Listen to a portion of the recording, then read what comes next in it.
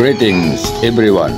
Summary data and historical background during martial of Sirawai Municipality, Province of Zamboanga del Norte, Zamboanga Peninsula, Region 9, with 34 barangays, postal code 7121, coastal area facing marine water bodies, Sulu Sea, at nasa Philippine Major Island, Mindanao.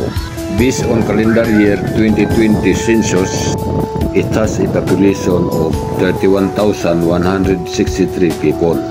Ang bayan ng Sirawai ay isang ikatlong klaseng bayan sa lalawigan ng Zamboanga del Norte.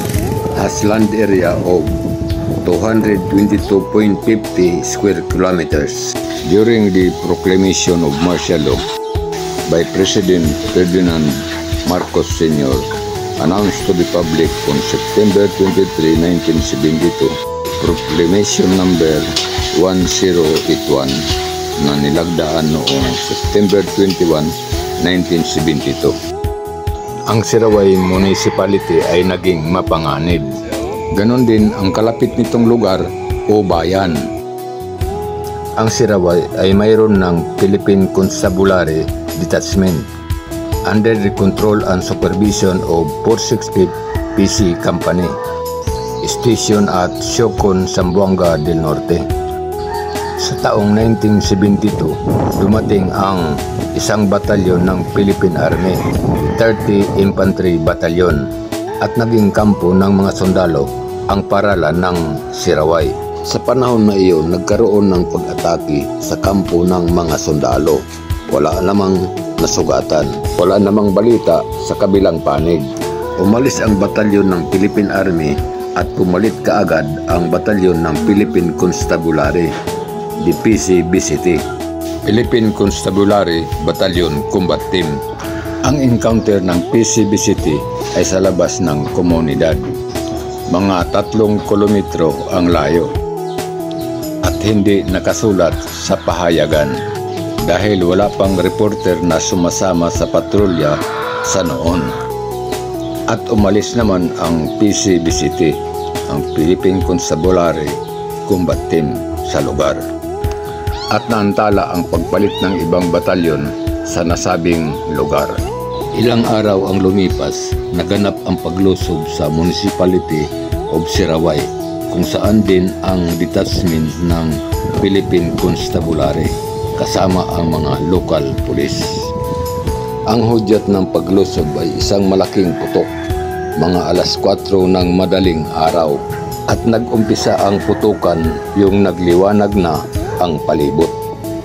Wala pang alas 9 ng umaga, nag-umpisa ang sunog sa komunidad. Nasunog ang munisipyo ng Sirawai at ang PC Detachment. Subalit nakapagtago ang mga ito sa kanilang mga paksol. Nahinto ang sunog sa pagbuhos ng malakas na ulan. Alas 12 ng tanghaling tapat, kalahati ng komunidad o kabahayan ang natupok ng apoy. Tuloy-tuloy pa rin ang putukang hanggang sa hapon. Pag-abot ng takip silim, nag-withdraw ang mga PC at local police at pumasok sa loob ng Misamis Lumber compound. Wala nang putukan sa mga oras na iyon. Iyon din ang pagdating ng sasakyan pangdagat, kung tawagin lansa, galing ng Cebuco. At may mga sakay itong mga sundalong Philippine Constabulary. Wala nang putukan mula gabi hanggang nag-umaga. Wala namang nasugatan sa government troops at wala ding body count sa kabilang panig, maliban sa isang bangkay na nasunog. Isa pala itong matanda na hindi na umalis ng bahay at doon sa loob ng paksol nasunog. Lumipas ang mga taon, naging sundalo na ako. Noong 1982, ako'y napabilang sa hanay ng mga Philippine Constabulary sa ranggong constable. Isa sa mga membro sa Sirawai PC Detachment ang aking naging First Sergeant at kilalanin nating si John Medina, First Sergeant ng 448 PC Company, Zamboanga Metropolitan District Command. Hanggang dito na lang. Salamat sa panonood. God bless us.